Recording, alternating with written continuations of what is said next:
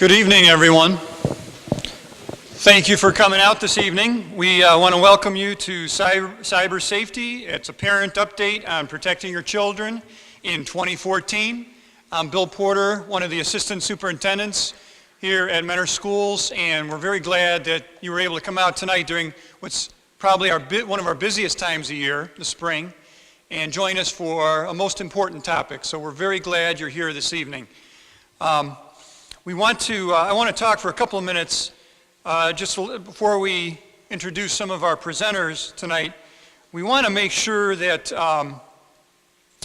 you understand it's an opportunity for us to share some of the latest information, some of the trends that we're seeing, some of the things that we have to think about.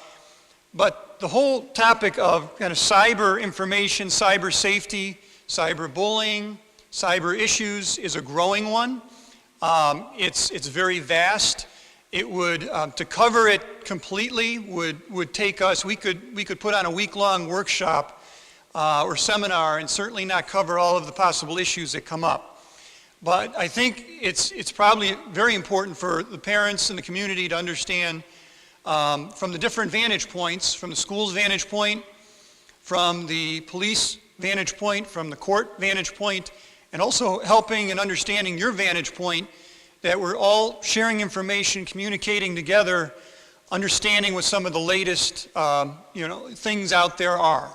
And so that's very important, and you're here certainly, I know, representing your children and their welfare, and I think those of us who are going to be presenting here tonight can very much say we're interested in everybody's safety and welfare, and especially the children. So we're glad you're here this evening.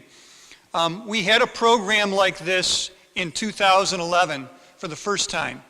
And what's amazing to us as we started talking and planning this is how much has actually changed in the cyber world since 2011. And we're going to talk about some of that and also hope to share. And I don't know, maybe some of you were at that meeting. Even if you were at that meeting and kind of latched on to some of those ideas, there are going to be a number of things we mentioned tonight that we would not have even necessarily known existed in 2011. So things are evolving and changing rapidly in our world. This evening, we're going to hear from, specifically, besides myself, representing some of the interests of the school, our high school principal, Mr. Bill Wade, is here, so we're glad to have him on our panel. We have Chief Kevin Knight from the Mentor Police Department with us tonight, and Magistrate Christopher Tucci from the Lake County Juvenile Court. So we're very glad that they're able to come out and offer their perspectives as the evening goes on. Mr. Wade and I want to talk a little bit about the school information and just some of the things that we're seeing. And so I'm going to cover a little bit of that, and I'm sharing that, and Mr. Wade will come up in just a couple minutes and share a little bit of his information with you as well. As I said, a lot has changed, and one of the things, 3 years ago, we really talked about cell phones as something that we were trying to crack down on and avoid and have kids lock up and keep at home.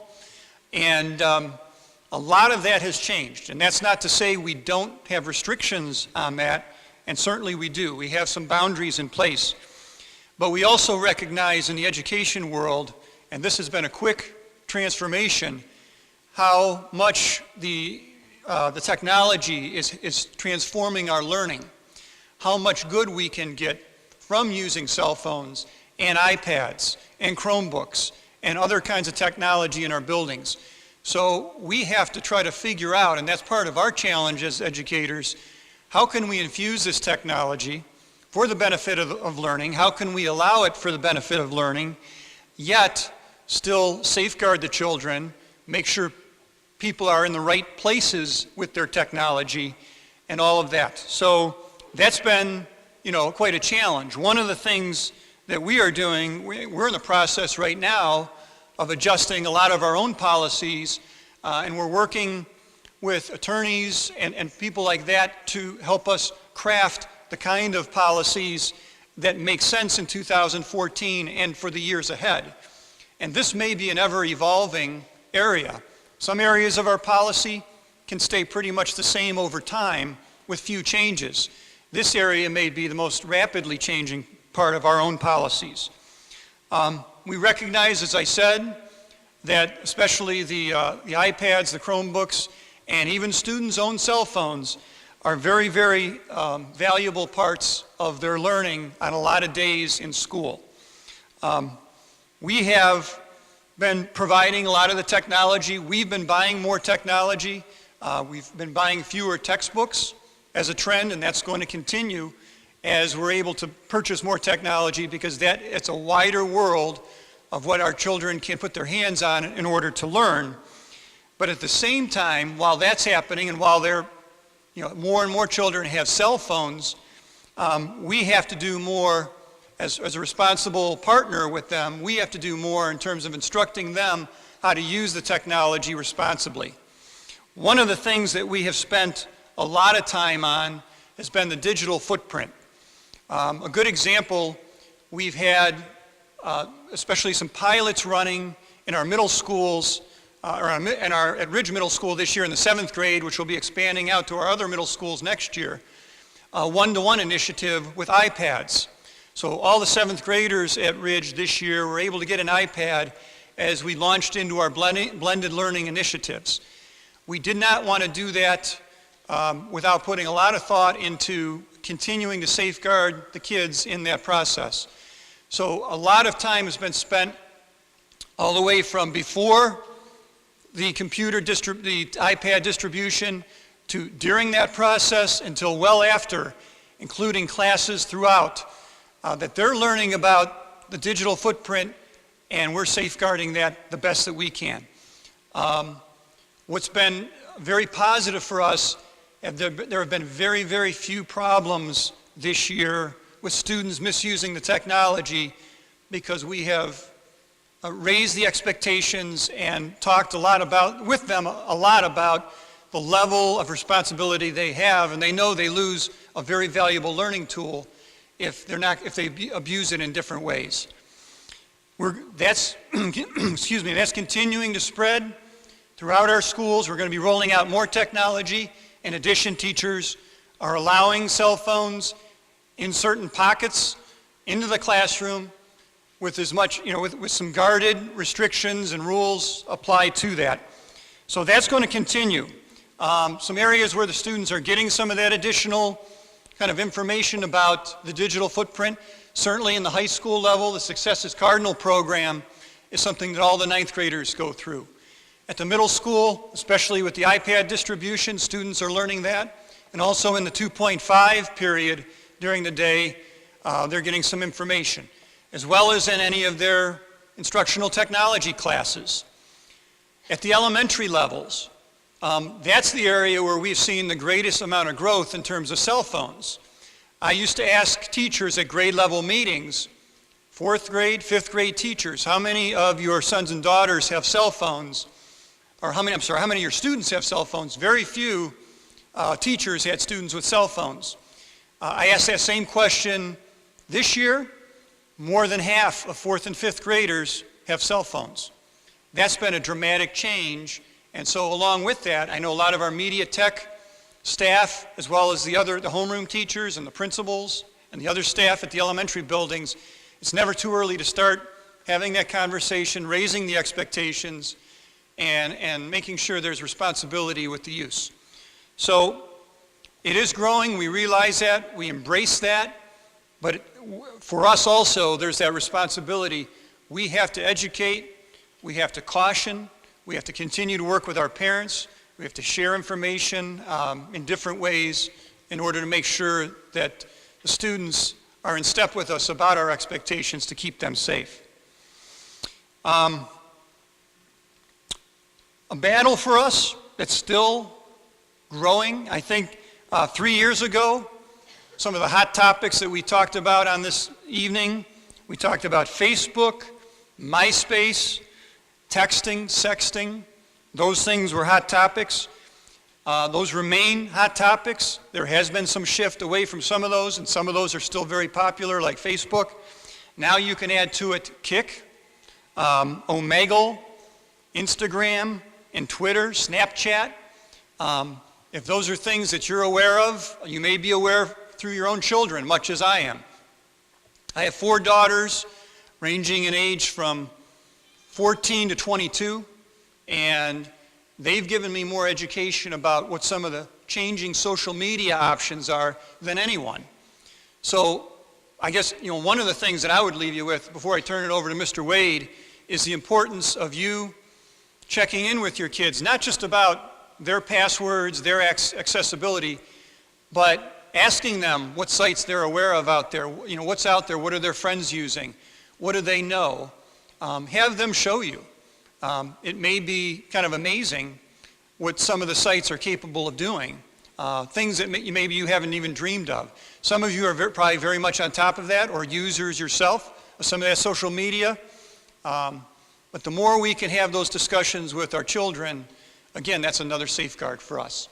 So I'm going to turn things over to Mr. Wade, who will give you a principal's perspective and maybe some additional safeguards from the school's perspective. Good evening. Thank you, Mr. Porter. It's my pleasure to be here. I'm Bill Wade. I'm the high school principal. Just going to talk about a few things. I just want to echo on the social media aspect. Obviously, social media, especially for secondary students, is very integral into their lives. I always say, I was joking with somebody this morning at the YMCA, that it's tough to kind of be a kid because you're always attached. You're always connected. You're always, whether you're able to text somebody, you're always through social media, whether it be through Twitter, Facebook, Instagram is very popular. Kids are using Snapchat. They're always connected. It's not like when we were students or when we were even younger, where you could go home and kind of, as long as you didn't pick up the phone, you were okay. That's not necessarily the way for students anymore. There's a lot of information at their fingertips constantly, which has its positive and its negatives. I think social media is a powerful tool for students. It allows them to express themselves. It allows them to share things that they're doing in their lives. For example, we use Instagram in our art classes where students are able to take pictures of their artwork, post it on Instagram and share it, and we can use it as a learning tool where students are able to give positive feedback and critique that artwork, which has allowed students to have a more interactive experience in their art classes. We use Twitter from the high school and throughout the district to communicate with our parents and our students to let them know what's going on. Teachers are using it to work with students to provide them supports when they're not at home or to share assignments and things that are going on in their classes and celebrate their successes. Facebook, the district uses obviously again to get information out, because I think as all of you have realized, hopefully if you're involved with social media, now the nice thing with social media, everyone becomes a consumer. You don't have to go to a website to seek that information out. If you're involved with that social media, you can get that information. So there's a lot of positives that go with social media as well. But as our students are becoming more mature, they don't always make good choices. Part of being a student or being a young adult or even in elementary and middle schools is part of growing up is making mistakes. And because you're always connected and you don't always think things through at that age, you often make mistakes. And with social media, those mistakes can sometimes be bigger than you would expect them to, or you think, because you think you're just putting something out there and maybe you're not realizing the capacity of the comments that you're making online and who it's affecting, who it's reaching, and students they can't take it back. And that's the one thing that we always talk about with students is once you put it out there online, whether it's social media or a blog or a website, that's out there forever. And you can't take that back, and that can impact you. And we talk about that a lot with students because we've seen experiences where students have had college scholarships taken back.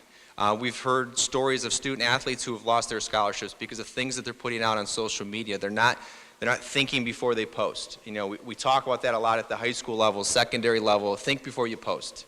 There could be a lot of great things that you put out there that you're sharing and celebrating, but at the same time, everything that comes into your mind or everything that you want to share, sometimes, having that internal conversation and realizing that, you can't put everything out there that you want to put out there. So speaking with your sons and daughters about the fact that, think before you post, because once you put it out there, you can't take it back, and there's some dire consequences for that. I think the other thing that, that comes with social media and, all of the evidence is, there's, especially, and we see this still to this day, it's actually reduced because I think students are starting to realize but it's still prevalent. I don't want to say it's gone away. Is with the bullying and harassment that's online. From a student's perspective, they think that they have that freedom of speech. Over the last 5 years or so, that the extent of the school policy has been extended to say just because you're not saying something or doing something at school doesn't mean that it doesn't have repercussions in the hallways. So if that information is brought to us or we find out about that information, that gives the district or the school administration some teeth to be able to address those concerns of some of those issues that are going on. And I think that takes a lot of collaboration and communication with the students at the secondary level. A lot of times they'll come and tell their counselor, a teacher, or the administration. But I also think even at the high school level, especially at the middle school and elementary level, if parents are aware of that information, make sure you're contacting your building principal so that they have that information. Because though that information is typically terrible and it's very stressful for your students, like I said, it's in black and white print. It gives the administration some teeth to be able to address that concern with that student who's the aggressor. It allows us to contact that parent of the student who's the aggressor, and then as well, obviously, to be aware of the situation, keep a close eye on it at school. I think one of the other things that I wanted to touch about today, I think, with regards to technology, with technology, we have increased our ability to keep an eye on our students at school and make sure that we're providing a safe environment. At the high school, we have over 30 cameras in the building. It allows us to monitor what's going on in the hallways so that we have more visibility of what's going on. Mentor High School is a large building. Teachers are in the hallway.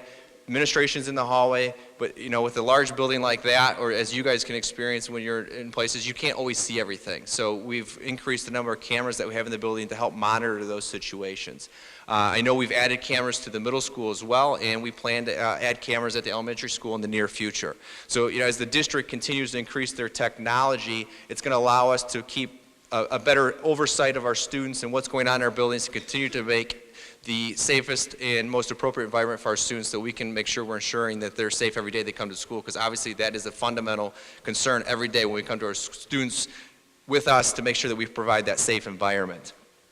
With cameras though, kind of going back to kind of piggyback on what Mr. Porter talked about, as we've increased the allowance of students to have technology in school, whether it be at the high school. When I came in 3 years ago, we said that students would be allowed, because we respect them as young adults and we were going to talk to them about their digital footprint, we're going to allow them to use their cell phones in the hallways in between classes or in the student center when they're on their free time. We also have times within the day that our teachers are allowing students to use their cell phones to enhance the learning environment, whether it be using the internet or to log in and search information or to partake in different assessments within the class. With those devices though, there are cameras. And I think one of the things that we really wanted to stress to students over the last 3 years is you're not allowed to use that camera feature unless given approval. Because there are times in a student's day that using that camera feature may be very beneficial. Like I said, in art class, if you're taking a picture to post something to Instagram, or you're in a science lab as a former science teacher and you want to videotape that lab experiment because you're going to use that for part of your write-up, or you're in class, in a baking class, and you want to take a picture of your final product as part of your project. There are definitely uses of that video feature or camera feature that will enhance that learning experience. But on the flip side of that, again, there are students, they're young adults, they don't always make good choices, and we want to protect all students from those awkward situations that can arise. If you're doing something and you don't know someone's taking a picture of you, that can be kind of, put you off. So we want to make sure students are protected from the fact that we don't want them taking pictures unknowingly of other students and then passing those pictures around. Taking videos of things that they shouldn't be taking videos of and posting them online. Mr. Porter has the upper end of the spectrum in his family. I have the lower end of the spectrum in mine. My kids range from 10 to 8 months. I have 2 students in between that. And we have those discussions early on. My daughter would be the student not raising their hand in the 4th grade for having a phone. Just because of the, from my perspective as a high school principal, I can see how, sometimes when they don't have that maturity yet, that can get them in trouble. Will she have a phone at some point for emergencies? I'm sure she will. She begs me all the time for Instagram. I said, there's not a chance in heck that you're going to get an Instagram. This is not going to happen. You're in 4th grade. You're not ready for it yet. And the reason why I say that as a parent, and I think you would all agree, is I can't always know what she's doing on Instagram. And that social media has a lot of benefits to it, but there's a lot of things that they can search. My son, who's 8, his grandparents got him an iPad for Christmas, and he's always constantly on the internet searching things. Luckily, he's searching things that interest him, dinosaurs, and I can't think of the video game he always plays, with the building of the blocks, and he's doing things like Minecraft. Sorry, yeah, thank you. He would probably slap me if he found out I didn't remember Minecraft. That's all he ever talks about. He's doing those things and he's searching that, and it's interesting and intriguing as a parent to see that happen and see that they have all that information at their fingertips and they're searching that. But then he's on YouTube searching a video, and I feel like I'm constantly watching over him to make sure that he's not getting himself to something on YouTube that he shouldn't be seeing. And we have those discussions on a regular basis that you need to let dad know or mom know what you're searching before you go to YouTube. But again, he has constant access to all that information. So again, there's all these great things that students can be able to do and kind of get that inquiry out. But as parents, we have to be aware of what they're doing online.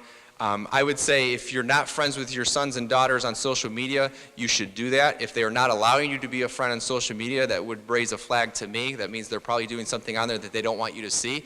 And I always kind of joke with kids, if you don't want your grandma or grandfather to see your post or to see what you're putting out there on social media, it's probably not something you should do that. And it kind of gets to get them to think about what they're doing before they put that out there. And then, I think it's always important too to detect. And I have this conversation. My 8-year-old son, he always wants to be doing something with technology if he's inside. And we have the conversation. It's time to put the technology down.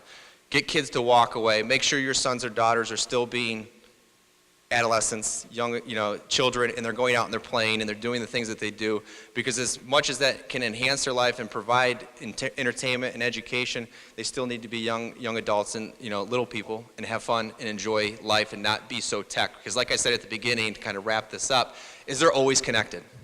Life has changed. It's not the same way it was.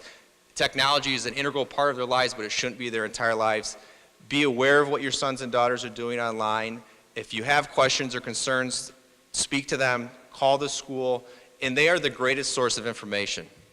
I learned so much from technology from them. That's how I keep up to date on what's going on. And I have a Twitter page, I have an Instagram, I have a Facebook, I have a Snapchat, because I want to know what they're using. Because I figure if I know what they're using, I can kind of use that to kind of have conversations with them, to relate to them and be able to be a better leader of them when they're up at the high school and have those conversations and figure out what's going on. So this allows us to kind of connect with the students and be able to help parents when those situations come on. Because if I didn't know what was going on and someone comes to me and says, hey, can you search a Facebook page, and I don't know what Facebook is, I can't be any help to my parents and my students. So communication is key. Collaboration with the schools and the families is very important. And if you ever need anything, I would encourage you to speak to your building level administrator or teacher or guidance counselor to help you work through any situation that you may be experiencing with regards to technology. And I look forward to answering some questions here in the future, but now I'd like to turn it over to Chief Knight.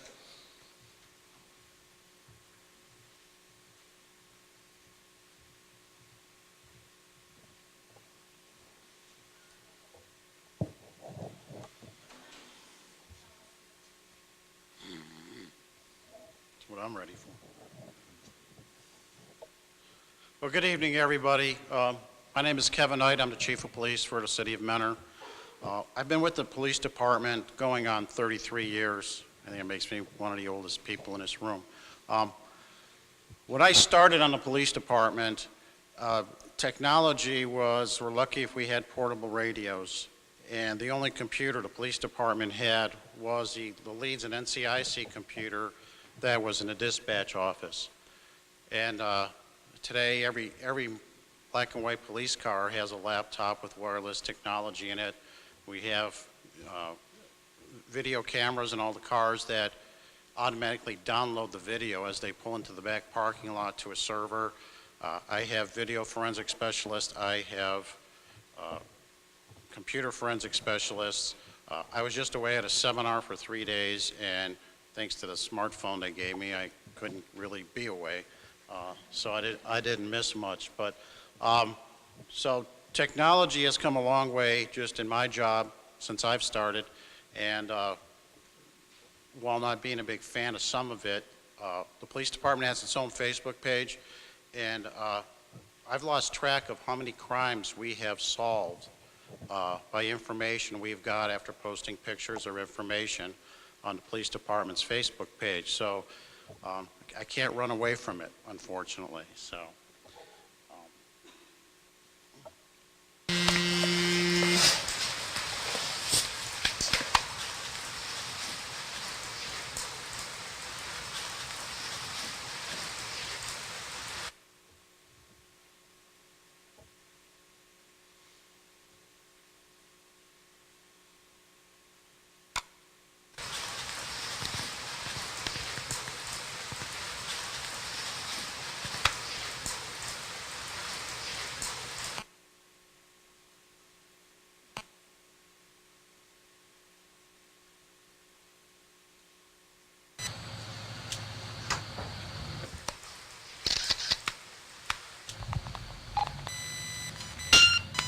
You know I'm sneaking out.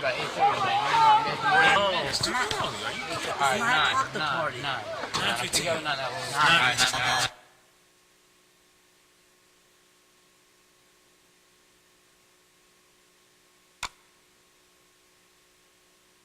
I heard it was 2 a.m. Check this out. Yo, what up? Whoa! Yo, man. Yo, send that to me real quick. I'm not gonna. Come on, send that to me.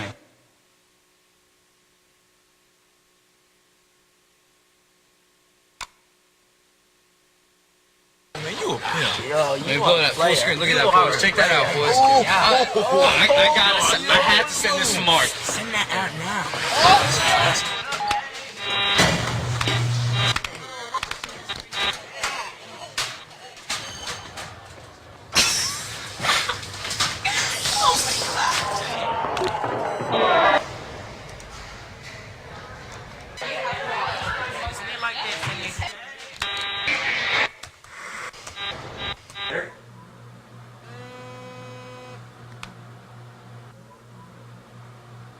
That's the little brother. And mom.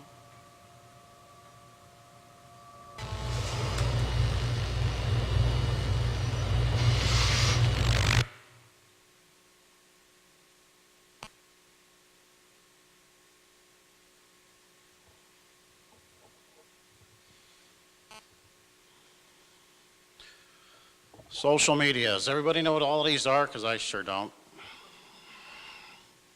I think I know about 3 or 4 of them. That's about it. But social media keeps continuing to grow, and the kids learn it quicker than we do. Look around on the internet. What are the 14 most popular social media sites for teenagers right now in 2014? And this is what you see. Facebook, losing popularity with teenagers really fast. Do we know why? How many adults have a Facebook page? Raise your hand. That's why. You figured it out. They don't like that. Twitter, most of you, we know what Twitter is. It's 140 characters or less of images. You can also post images on there. Instagram, it's photo editing and a sharing app. It's very popular with teenage girls. The images are publicly visible by default. Snapchat, something you have to be really aware of, allows users to send photos and video clips that are supposed to be destroyed 30 seconds after receiving them. However, the kids already learned to take screenshots or photograph or videotape those often with another phone, so they're there forever. They're out there. Kids think this is a safe way of sexting. It's not. It's out there. It's getting around. Tumblr, it's a photo, audio, and video post that's easily reshared. You find them all over the place on the internet. Vine, on Vine you can create and share a 6-second video. They're often shared on Twitter and Facebook. Also contains a large amount of inappropriate context and information. I'm not sure how you say this next one. It stands for want, need, love. It's Instagram, beach shopping, and very popular with teenage girls. A lot of fashion stuff in that, and they're also. Kik is a messenger, smartphone messenger system where users can send video and images instead of text. It's becoming very popular. Not sure how to say this one either. Video chat and instant messaging. It's an app similar to Skype and FaceTime. You must be over 13 to register for it, but you just make up your own age and register. It's just like MySpace used to be. There was people on there who were 12 and you weren't supposed to be. Feed, 81% of its users are between 14 and 25 years old. Users can live stream what they are doing at the moment, and you can use text, photos, videos, and audio on it. Ask FM, it's a social networking site based in Latvia. It allows users to ask questions while remaining anonymous. It's been a very large source of cyberbullying because you can ask questions and post stuff and stay completely anonymous on it. Pinterest organizes users around interests. It's easy to use and easy to save content to look at later, but it has attracted a large amount of pornography. 4chan is a simple forum platform. Anyone can post images and anyone can comment on it. You don't need to create an account to participate. You can remain anonymous, so it's an excellent source for cyberbullying. And I'm not sure how you say that one either. It's QMe. Okay, where's the? Okay. This is another social media site that allows anonymous questions. Content of adult profiles are mixed with those of children's and teens, and it's easy to get them mixed up. Cyberbullying, what's the definition of it? It's right there. Bullying through internet applications and technologies such as instant messaging, social networking sites, and cell phones. What are the types that are out there? And these are terms for them. Flaming and trolling is sending or posting hostile messages intended to inflame the emotions of others. Happy slapping, recording someone being harassed or bullied in a way that usually involves physical abuse, and then posting online for public viewing. Identity theft and impersonation, stealing someone's password and or hijacking their online accounts to send or post incriminating or humiliating pictures, videos, or information. Photoshopping and doctoring digital images so that the main subject is placed in a compromising or embarrassing situation. Physical threats, sending messages that involve threats to a person's personal safety, and rumor spreading, spreading gossip through email, text messaging, and social networking sites. So how do you deal with cyberbullying? First of all, don't respond to it. Okay, don't respond to rude emails, messages, and comments. Save the evidence if it's happening. Save the emails and text messages, take screenshots of comments and images. Make note of the date and time that the harassment occurs. You may need that later if it goes on to having to contact law enforcement and prosecute. Contact the internet service provider or the cell provider. Contact them. Ask the website administrator or the internet service provider to remove any web page created to hurt or bully your child. They usually will do that and usually comply with it fairly quickly. Block images and or delete the account. If harassment is via email, social networking sites, instant messaging, and chat rooms, instruct your child to block bullies or delete your child's current account and open a new one. I know with Verizon, if you have an online account, you can go right on there and block phone numbers on any of your lines within a moment. So it's very easy to do. Change the phone number if you need to. If harassment is via text, phone messages, change the phone number and instruct your child to only share the new number with trustworthy people. Also check features that may allow the number to be blocked. If need be, if it's school-related and occurring in the schools, contact the school for their help. And if need be, contact law enforcement if it rises to a criminal matter, or if you're not sure, contact us and we'll let you know if it is or not. So.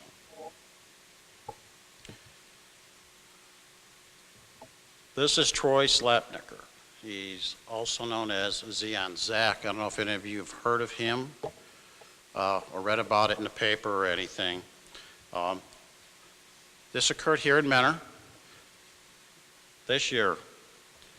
He's 30 years old, a resident of Mentor, lives alone in a trailer in one of the trailer parks in town. He has no prior criminal history, and he's had no prior contact with the Mentor Police Department. Our first knowledge of him was January 14th of this year. We are contacted, and this is interesting, we learned about this via a private Facebook message to our Facebook site by a 12-year-old female. She tells us that a male claiming to be a 17-year-old boy by the name of Zion Zach asked her for a nude picture and solicited sex from her, fully knowing she was 12 years old. We initiated an investigation. We also contacted the Cuyahoga County Internet Crimes Against Children Task Force for assistance. That's an organization made up of numerous members of different law enforcement agencies, federal, local, some state. Usually it's associated with the Cuyahoga County Prosecutor's Office, so there's normally an assistant prosecutor assigned to that task force. This is what they do. They're very good at it. Very similar to what you may see in the Predator shows that are on TV. They immediately assigned one of their female investigators to that case who poses as a 14-year-old girl on the internet and friended Zion Zach and began the process of tracking IP addresses to ID and locate Zion Zach and find out who he really is and where does he live. He claims to be 17. He has stock photos of a juvenile boy, nice, clean-cut, good-looking kid that he sends for people. Not that. During the first online conversation he had with the ICAC investigator, thinking this was a 14-year-old girl, he asked her to send him a topless photo. She puts him off, this and that, says she doesn't know how to use her webcam on her laptop. There's problems with it. Sends him some bad photos that are basically all gray and black. He actually berates her for not knowing that and tells her to go up to Walmart and buy a cheap tablet so she can come back and send him photos. Now, part of what we have to do in order to make cases in this, and I'm going to go through this very briefly on what had to be done to track who he really was. So the investigator started this on January 17th after we had the initial complaint on January 14th. She immediately sent a preservation letter to Facebook to save all the info on that account of Zion Zach. Later on the same day, she obtained a subpoena and sent that to Facebook for all the IP activity and information. One of the benefits of having task force people with having a prosecutor assigned to that task force is they can get subpoenas issued quickly. On January 22nd, Facebook responded to the subpoena with the date the account was open and a Yahoo email address that was used to open it. So on January 22nd, she subpoenaed Yahoo for the info on the Yahoo email account. Also on that day, from the information she got from Facebook, she conducted through the internet, there's different websites, for the IP address information that was supplied on that account. That IP address returned to Time Warner. So also on January 22nd, a subpoena was sent to Time Warner. On February 3rd, Yahoo responded to the subpoena for their email account, which was all, you can put whatever you want in there. It came out to a Mr. TS from Eastlake. That was the only information in that account. It was basically useless to us. It did turn out to be his initials, though. So, also on February 3rd, Time Warner responded, and that's when we discovered his real name was Troy Slapnicker, and that he resided in the city of Mentor. Interestingly enough, a day after that, we were contacted by a relative of our initial 12-year-old victim that contacted us. Welcome to Avast. Okay. Don't you love it? Well, that relative contacted us. It was relative to the initial 12-year-old victim that we had, and his 14-year-old daughter had just received an obscene photo from Zion Zach. So the investigation continued once we had that information. We put all our information together, got up to date on reports, and got a search warrant issued. And on February 11th, we executed a search warrant at his residence. And he was arrested, and 3 computers were seized from his residence. One was working, the other 2 were nearby but weren't connected at the time. Police department took control of his Facebook account. We changed all the passwords in that so that we could use it and access it for the evidence we needed for prosecution. When we started looking through his Facebook account, he had over 1,000 friends, and all were mostly females between the ages of 11 and 17. Slapnicker is currently under indictment through the Lake County Common Pleas Court for 13 counts of importuning, which is soliciting sex from a minor under the age of 16, 10 counts of disseminating matter harmful to juveniles, sending obscene materials, and 3 counts of illegal use of a minor nudity-oriented material.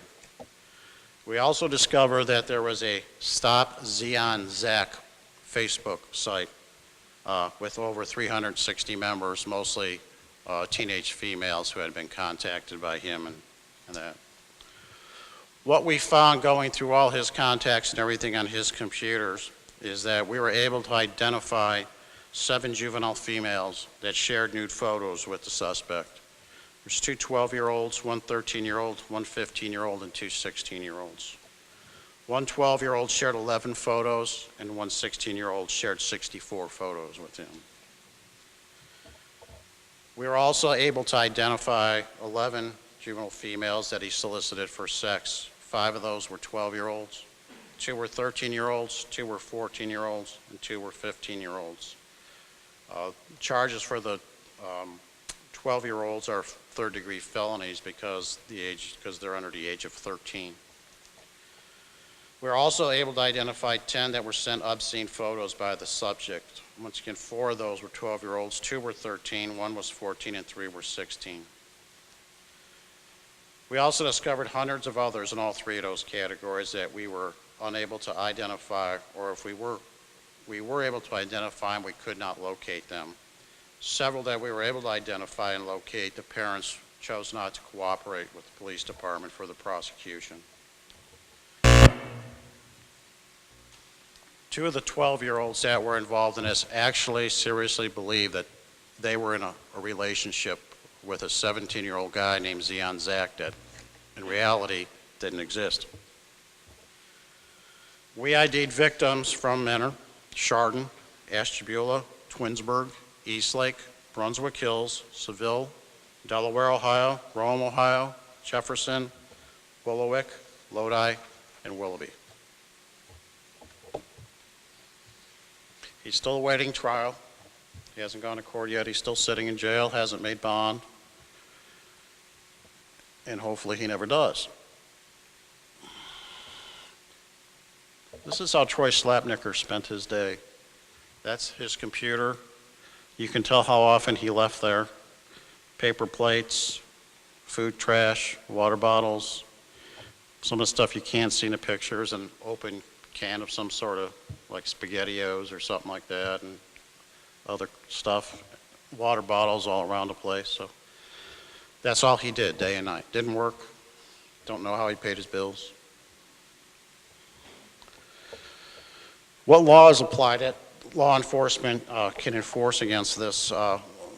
Importuning, it's soliciting a person who's less than 13 years of age to engage in sexual activity, whether or not you know the age of the person. And it's also soliciting through any type of telecommunication device. It's gotten so bad that they had to update all the laws that included or soliciting a law enforcement officer posing as a juvenile or posing as a person under 13, just so they couldn't use that as a defense that the person wasn't really a minor. These are, if you're under the age of 13, these are third-degree felonies. Otherwise, they're a fifth-degree felony. Disseminating matter harmful to juveniles. It's no person can sell, deliver, furnish, disseminate, provide, exhibit, rent, present to a juvenile any material or performance that is obscene or harmful to juveniles. So the photos that he was sending to these young girls, and you can use your imagination on that, would meet the definition obscene, so therefore they're a violation of laws. And also, the law specifically states that mistake of age is not a defense to a charge under this section. Illegal use of a minor nudity-oriented material or performance. That's to photograph any minor, create, direct, produce, or transfer any material. Also, and that's for the persons creating child pornography, but also part of that law is to possess or view any material or performance that shows a minor who is not the person's child or ward in a state of nudity. These are also all felonies. When you get into cyberbullying, some of the stuff that can be used is telecommunications harassment.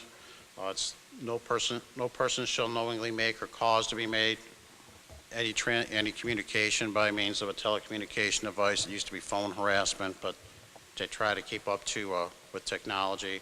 If fails to identify the caller to the recipient, if he describes, suggests, requests that the caller or recipient or any other person engage in sexual activity, if you make a threat, if you state that you knowingly are going to cause damage, destroy public property, member of the recipient's family, injure them, or anybody who resides in their premise, these are misdemeanors. This can be a felony under certain circumstances. There's also aggravated, I'm going on to the next one. Also menacing here is it's threatening somebody, making a threat to them. No person shall knowingly cause another to believe that the offender will cause physical harm to the person or property of the other person, or the person's unborn, or a member of the other person's immediate family. It's a misdemeanor of the 4th degree. There's also a charge of aggravated menacing if you believe that you're going to do serious bodily harm or death to a person if a threat's made that way. So, but it's incumbent to prove that you really felt the threat was genuine to go on with that, so, and to successfully prosecute it. What are some social media strategies for the parents? First thing is educate yourself. Develop a good understanding of what your teen is doing on social media. Educate yourself about various social media sites your teen frequents. Learn about the risks associated with various social media sites so you can have a meaningful conversation with your child. Educate your children on responding to inappropriate behavior. It's common for teens to be approached by adults online. Sometimes they're shown pornographic material or asked to engage in sexual conversations. Discuss how you expect your teen to respond if a problem should develop. Explain the importance of talking about it with you so you can work together to find ways to prevent it from happening again. Also discuss what's appropriate to share. Frequently discuss what is acceptable to share on social media and what is not. Remind them that they shouldn't say things online they wouldn't say to someone in person, just like the grandparents that was mentioned. Make it clear that there are serious ramifications for bullying, making threats, or engaging in sexual behavior via social media. Also establish privacy rules. Make it clear that your teen doesn't air your family's private matters. Establish a rule that no information or photos of others can be posted without their permission. Keep tabs on a teen's social media use. Should parents have all their teen's social media passwords? I don't know, that's your decision as a parent. Decide what's appropriate if your child is already engaged in unsafe behavior and may not be mature enough to handle privacy on social media. Even if you don't have the passwords, frequently keep an eye on what your child is doing on social media, and at least view your child's public social media page to see what the entire world can see. Also warn them about scams. There's a lot of scams going out both on the internet and everything. Explain how they can easily be taken advantage of social media, especially when they're giving out personal information.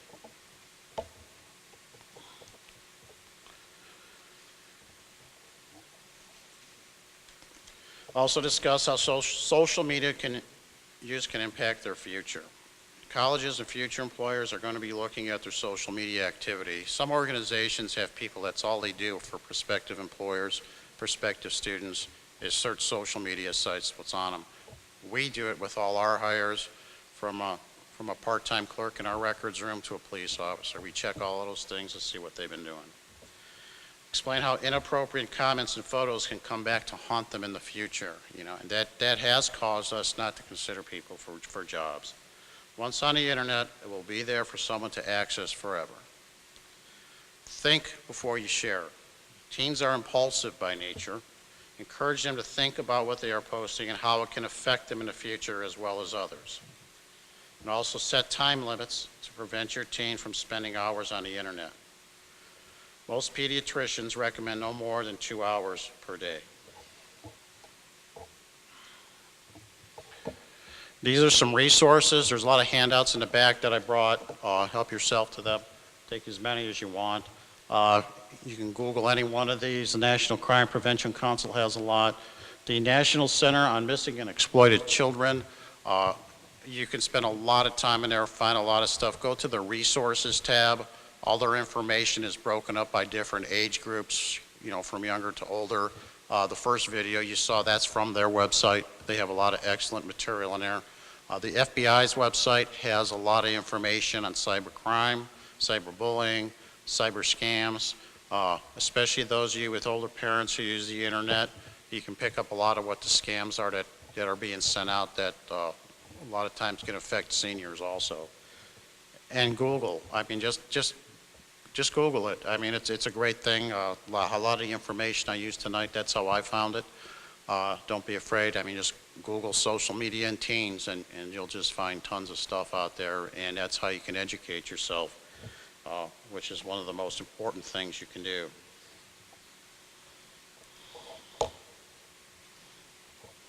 It's a little grainy, but I think it gets the point across.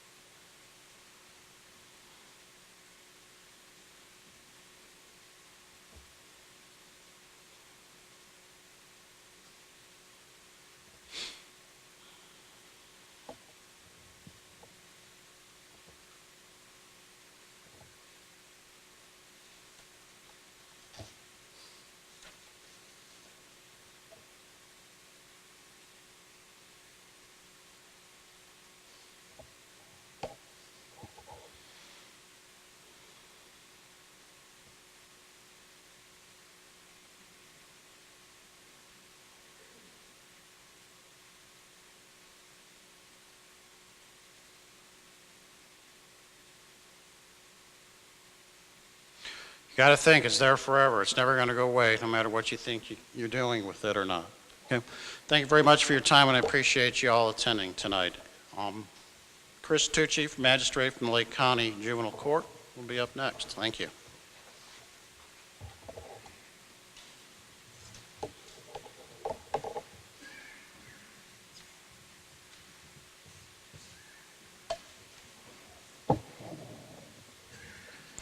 Okay, thank you, Chief. On behalf of the Lake County Juvenile Court, Judge Karen Lawson, we thank the City of Mentor Schools for allowing us to be here part of this presentation. Does anybody know what a magistrate is? Anybody? Magistrate's essentially I do a lot of the same things a judge does. I'm appointed by the judge, I'm not elected, and if you ever have a case in front of me and you don't like the decision, you can complain to the judge about me. So that's basically the difference. But in any event, typical day at juvenile court, docket is very busy, and I have Mary in front of me, and she's charged with assault. And assault is a misdemeanor of the first degree if committed by an adult. And Mary is charged with knowingly causing or attempting to cause physical harm to Betty. So Mary came in front of me, and I advised Mary of her constitutional rights, things like right to have a lawyer, the presumption of innocence, the right to challenge all evidence that the prosecution brings. I explained to Mary the possible dispositions if this assault charge were found to be true. True is simply the juvenile equivalent of guilty in the adult world, which include up to 180 days or 6 months in our juvenile detention center. And if you don't know what a detention center is, it's essentially jail for juveniles. So I asked Mary if she understood all that, and she said yes. And I asked, well, what do you plead? Do you plead true, which is guilty, or not true, which is essentially not guilty? And she said true. And I said, is this your decision? And I had some dialogue with her. And I said, tell me what happened. Tell me what happened the day of the assault. So she starts talking to me about high school prom. She's 17 years old, and she's attending high school prom here at a school in Lake County.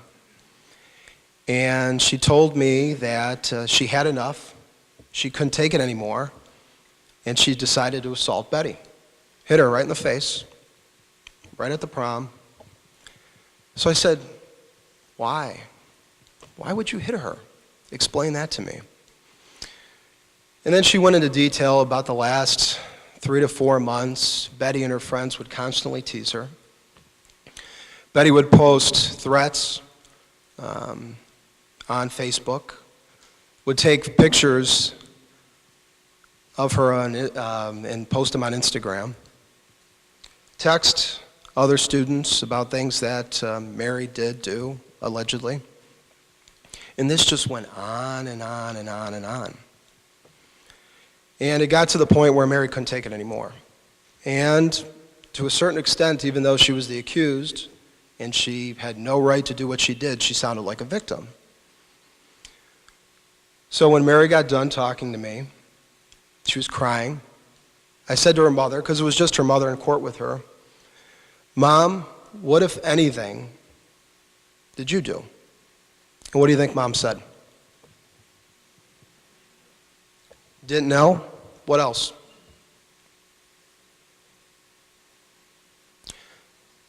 I'm sorry? Didn't know what to do? She eventually got there. She told me, I thought it was girls being girls. And tearfully saying, I wish I could have done more. I wish I knew what to do. So what do you think Mary's mother's options would be? I can hear everybody. Go to the school. Okay. These gentlemen here. What else? I'm sorry?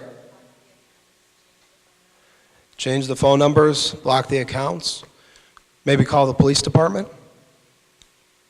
Maybe contact the courts. Parents can file complaints in juvenile court. But she did nothing, and frankly, that's what I see and the juvenile court sees. Unfortunately, we're the receivers. We only take action if someone comes to us, like the school, like the police department, like parents. And unfortunately, it was too late at that point. So, listening to other presenters talk about cyberbullying, sexting, things like this have been happening for a long time. Technology is a generational thing, but technology with this generation is enhancing things like bullying. And parents, schools, police departments, courts have to be proactive. So, what can parents do? Be aware and detect what your children are doing. If they're on social media, monitor it. If you think something is wrong, say something. Talk to your children. If you think your child is being bullied at school, cyberbullied or otherwise, get the school involved. Get the police department involved. Get the courts involved. Once you get us involved, we have a duty to act upon things and make sure that justice is done, essentially. Now, I had a nice conversation with Mr. Porter before I came up here, and he asked me, what percentage of cases do you see involve technology? So if you had to put a percentage on it, what do you think as far as the charge itself? Someone is charged in juvenile court with a delinquency, which essentially is a crime committed by a juvenile. What percentage of technology-related crimes do we see? What do you think? 80%? What else? 65%? Any other takers? 10%? That's a pretty good guess. We don't see, the chief was going through the different charges, disseminating harmful material to juveniles, importuning. We don't see those charges very often. But what we do see in Lake County Juvenile Court very often is technology, especially with offenses like assault, disorderly conduct, which are very, very common offenses. Technology is always present. Let me give you an example. I handled a case, this was probably about 6 months ago, another assault case, 2 girls, and the girl who was in front of me, part of the evidence at trial was a videotape. And the videotape was actually taken by an adult with his cell phone camera. And what I saw was the juvenile who was in front of me, charged with assault, on top of another juvenile female, wailing away on her, just continuing. And what was really, really discouraging were you could see who else was around and who else was encouraging this. And it was adult, it was juveniles. This was at a party. This was at a summer party this occurred. And it makes you sick to your stomach. But what we have to do as a community is be proactive. Be proactive. Get us involved. That way we can make an attempt to correct the solution. With that said, I'm going to turn it over to Mr. Porter because we're going to talk about some scenarios. Thank you.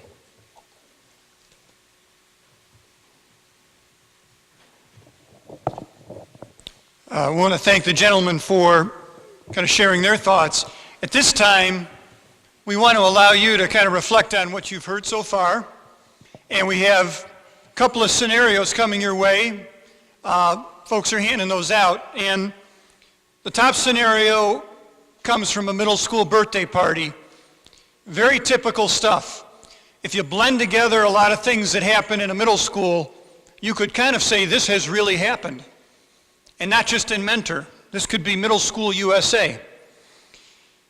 Scenario 2, the second one, is a high school scenario. And one thing you'll notice with that is the level of complexity. There are all sorts of issues. And for any of us looking at that scenario, you have to kind of sort out what's what. Who has to deal with what? Who's responsible? What's a big issue? What's a small issue? What's a non-issue? So what I would ask you to do for the next 5 to 7 minutes is to take a look at the two scenarios, particularly if you have children at the middle school, maybe focus on the top one, children at the high school, focus on the bottom one. You can look at both of them if you'd like. And if you have a shoulder partner near you, feel free to answer the questions at the bottom of each scenario, which basically asks, what's the role of parents?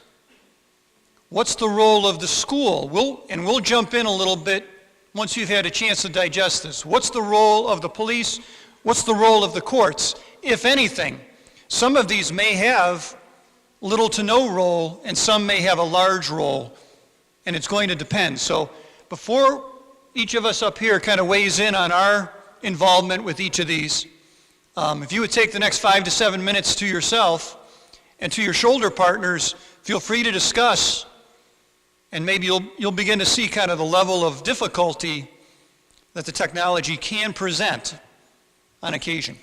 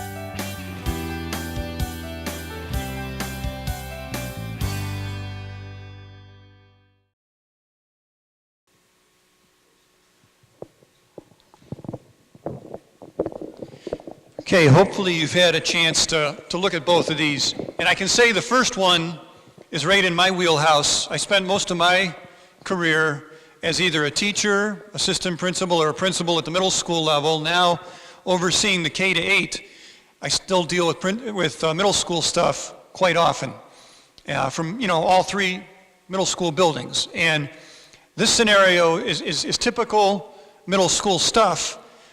Typical, yes. Understandable to a point. Acceptable, no.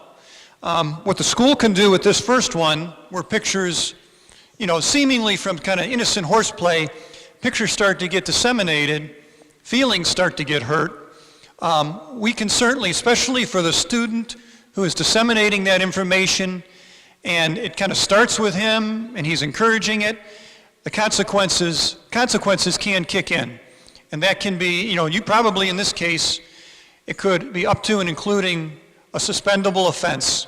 That can certainly be for harassment. It can be for disruption of school, if it sort of disrupts the climate of learning or safety. And definitely in this one, a lot of parents, the middle school principals or assistant principals would be very busy because the parents many parents would probably be called in this scenario. Certainly the parent of the person, kind of the main offender or offenders, if you will, but certainly those who may have contributed to it by passing it along. Honestly, those parents deserve a phone call, and certainly the parent of the student whose feelings were hurt also, needs to be kept in the loop. An additional thing that I would hope would happen at all three of our middle schools is somebody, most often probably our guidance department, would circle back with the student whose feelings were hurt and support them emotionally. They may even circle back with the student who is the main offender just to talk about some decision-making skills. So we don't want it just to be a consequence over and done with, because we know enough from middle school that's not necessarily all they need. There certainly has to be a time to process this and reflect on it. So that would be at least partly the school's response, and I may be leaving something out. So let me hand things over to the police chief. Well, on this first scenario, there's really nothing criminal that the police can deal with here. However, don't ever hesitate calling the police. We would still respond. We'll try to help both parties, both families work this thing out. We'll document it in a report, so there is documentation of it. But there's really nothing here that we could make an arrest for or even submit to have a charge issued. Along the same lines as the chief said, there's not much here that the courts could work with unless this was some sort of pattern that the student continually showed these pictures after being suspended from the school. That may arise if there's a pattern to habitually disobedient type offense. But this is more of something that the parents have to work with the school at. Taking a little bit of a look at the second scenario now, this is, I think Mr. Porter was trying to trip me up a little bit on this situation because there's a lot of information in here, a lot of different things going on. And it takes a lot of different angles and situations that, we have seen these types of situations before. I've been in high school administration for 9 years, and I've seen them throughout my years, and, how we've dealt with them has changed. Obviously, these situations, the scope of what can happen outside of school and the impact of inside of school has definitely changed over the last 4 to 5 years, like I said earlier. The rise of the sexting pictures has increased. How we have been handling those situations has drastically changed.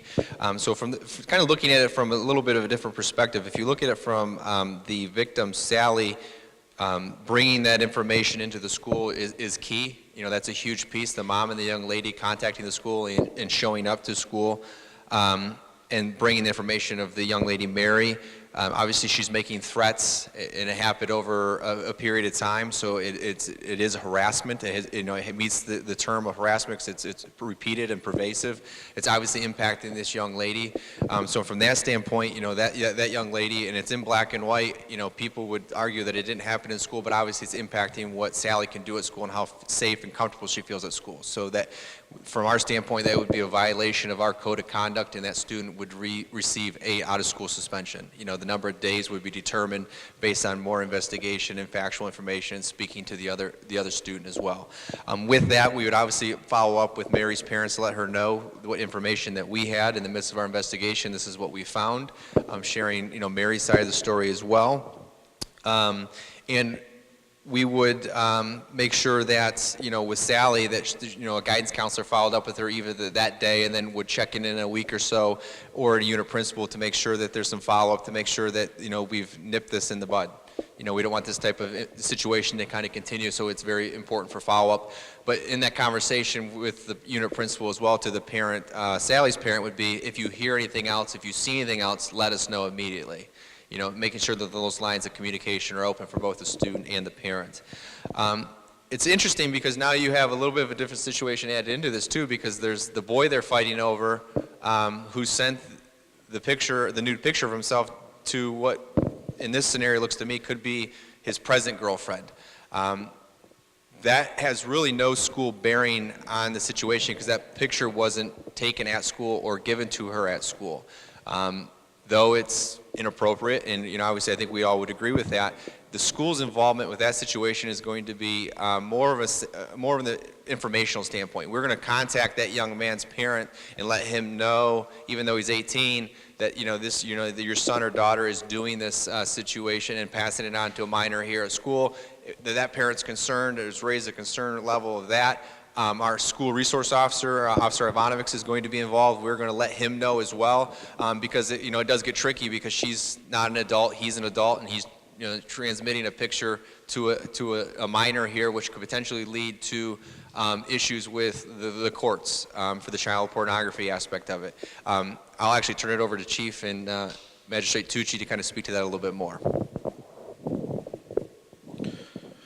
Yeah, the police would need to get involved in this, definitely. As far as the threatening and obscene messages and that, it could, depending on their content, and that it could be telecommunications harassment. Sending the photos of the 18-year-old, I would guess you would have to see if it met the definition of obscene to hold up a charge of disseminating to a juvenile. The interesting line in here is that the threats that she will send out some revealing pictures. I mean, that's something parents are really going to have to look into and what is meant by that. I mean, everybody here could have a different definition of what revealing it is. Are they nude pictures? Are pictures of somebody in their underwear or what? I don't know. I guess that would have to be looked at and what effect that's having on the person. But yeah, you have a lot going on here, and there's definitely police need to be involved in this.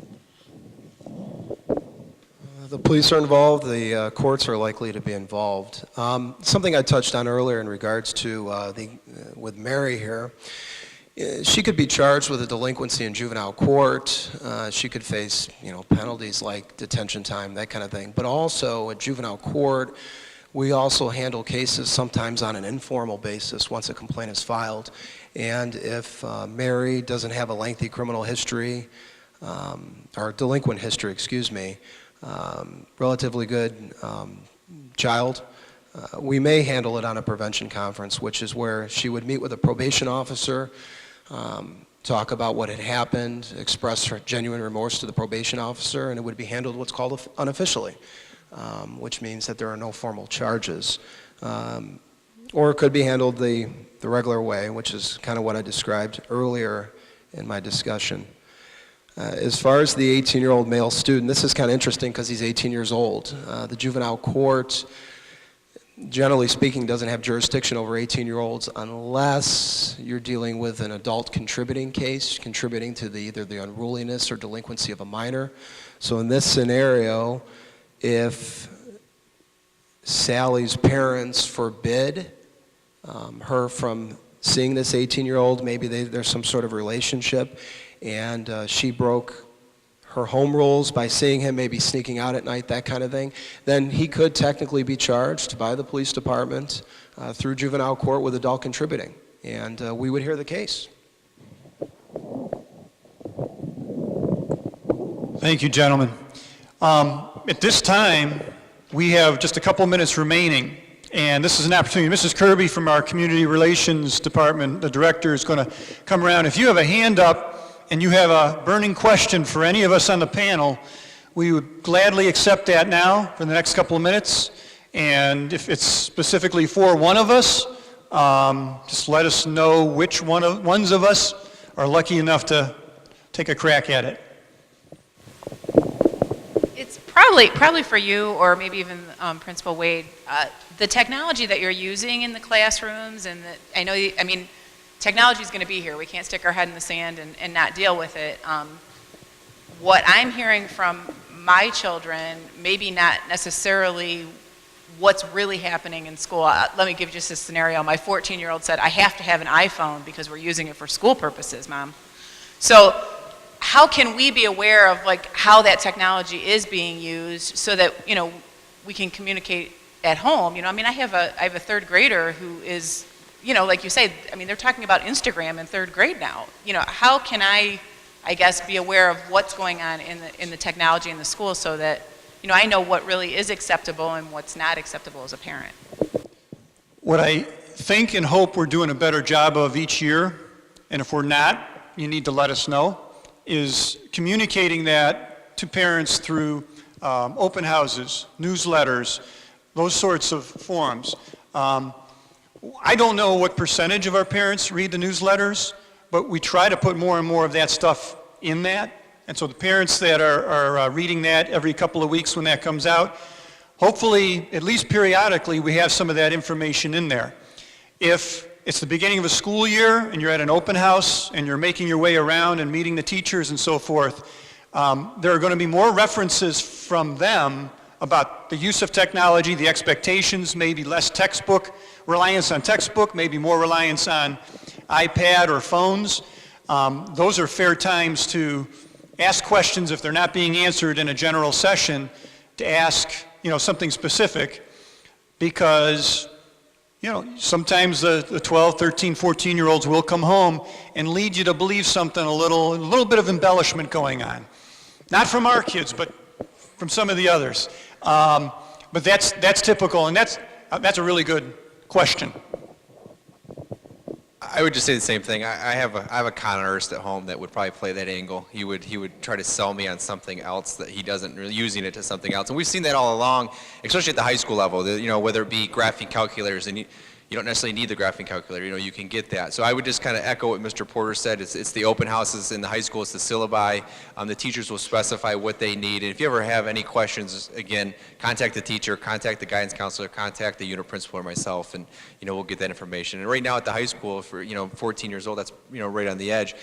We aren't requiring kids to have that technology. And I think from the district standpoint, and you can see in our pilots, we've actually provided that technology for students when they need it. If it's something that they're going to be required to have. Yeah.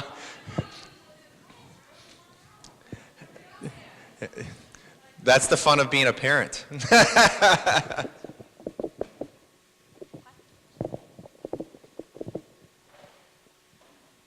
Have you seen, this is Mr. Wade, have you seen any evidence of addiction to technology in schools? Does somebody just can't stop texting and they've got to do it and they've got to do it and they've got to do it? My concern is there's not that big of a gap to me between a habitual texter and Troy Slapnigger. I think you could lead there really quick because I'm sure Troy has some serious addictions. I almost wanted to ask if my wife put you in here as a plant for me, because she says I'm addicted to technology all the time. I definitely think that is a definite concern. I think that's why you see kind of, I think it was somebody mentioned the 2 hours a day. Kind of making sure that your students you're not spending their entire time on technology. I think technology has just replaced whatever it was prior to that. When we were kids, it was, Nintendo, or whether it was Commodore 64, or whether it was Pog back in the day, or anything else, or it was just doing something else that you played Dungeons and Dragons and anything else. I think technology has just made it whatever the relevant thing is now, and I think as parents, we definitely have to keep an eye on it. And, the nice thing about blended learning, if you heard Mr. Porter speak about that earlier, is that that's not technology all the time. It's when it's appropriate, and it's helping enhance that learning experience, and just making sure that you're aware of what your students are doing. And then if we're using it more at school, as parents, what responsibility do we have to kind of even monitor that and provide other opportunities for our students outside of school? I'm not sure who this goes to, but if you have a 12-year-old that has a iPhone, the iPad, and various things like that, and you go to them and you say, I want to see your iPhone, I want to see your iPad, undo your password so I can look at it, and they say, that's an invasion of my privacy, you're not allowed to look at that. What is your suggestion that you do? We've taken it from them, and we hold it, and now it's a battle. Okay, I'm not going to open it, you can open it, I don't need it right now. And the other question I have is, with these new iPads coming to the schools and stuff, what does the school do to look at what they look at while they're in class and make sure that they're doing what they're supposed to be doing with these iPads? Couple thoughts. First of all, answering, I guess, the second one first, we do have some filtering systems that are part of our technology rollout, and those are getting better all the time. One of the things that we're very pleased about this year, because the students realize there's the risk of losing the opportunity to use the iPads, and they love learning on the iPad. So we've had very low number of incidents of misuse. So the monitoring has been good. Obviously there's the acceptable use that students sign off on, but that's not good enough. The teachers have to monitor constantly.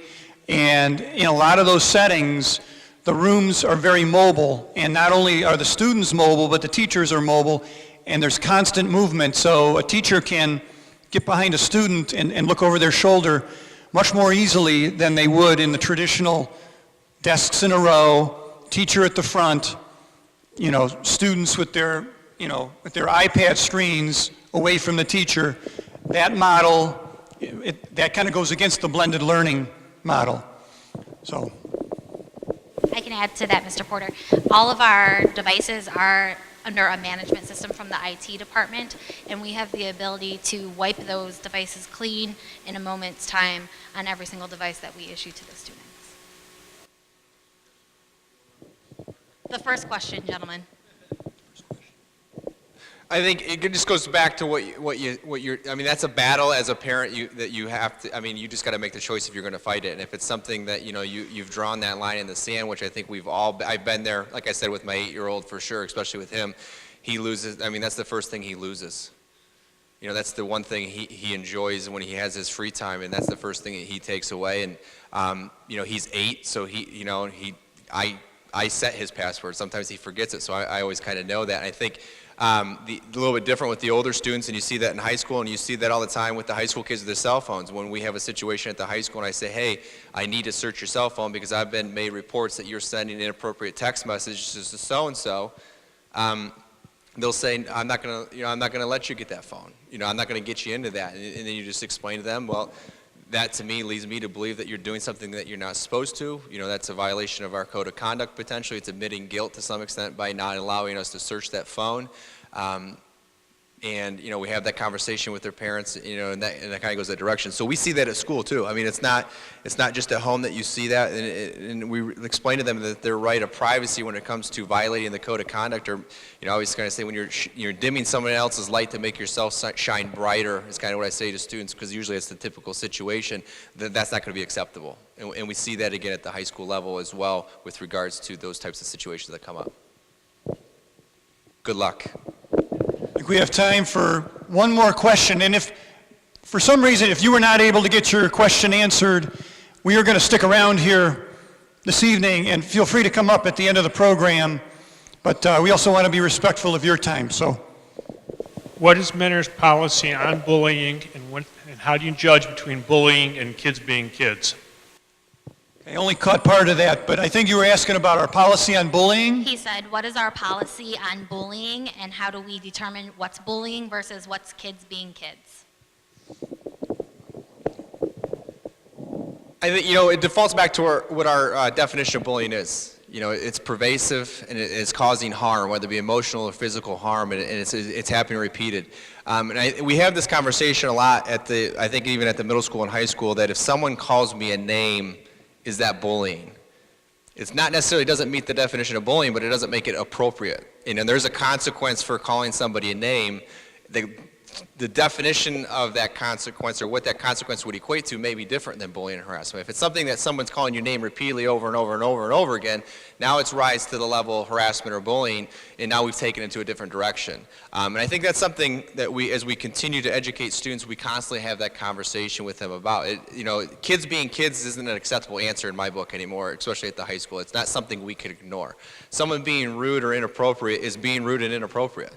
And we don't allow you to treat a student that way at the high school or anywhere in the Mentor Public Schools.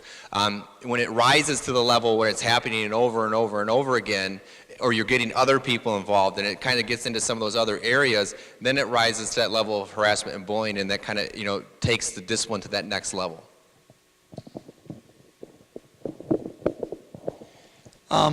We appreciate, this has been a great turnout, and I hope we had enough sheets this evening for you. We had a crowd of about 60 or 70 a few years ago when we did this. Tonight we're right around 100. This kind of gives me some motivation to want to think that we may want to do this more often, and maybe kind of set up some different venues too. Maybe some things that are even more interactive, and we're open to any suggestions with that. But the increase in your participation and your being here tonight tells us this is a growing issue. We can't ignore it. We're not going to, but we need, if we're going to continue to use technology for all the good things that it serves, we want to also, take the opportunity to talk about the safety, caution you in the different ways, and also to inform you about what we're doing. This night would not end without me properly thanking Mr. Wade, Chief Knight, Magistrate Tucci for their contributions this evening. Let's please give them a round of applause.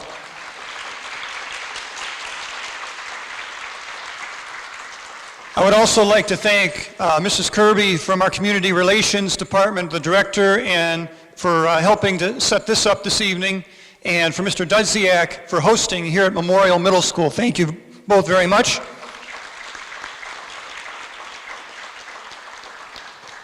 And most of all, we want to thank all of you for coming this evening. And we hope that, you not only share this information with your family members, your children especially, but other parents, community members who can help us to kind of wage this ongoing battle with technology, especially since it's changing so fast. So thank you for coming out this evening. We are going to remain up here for a few minutes, so if there are some additional questions, feel free to come up and join us. Thank you.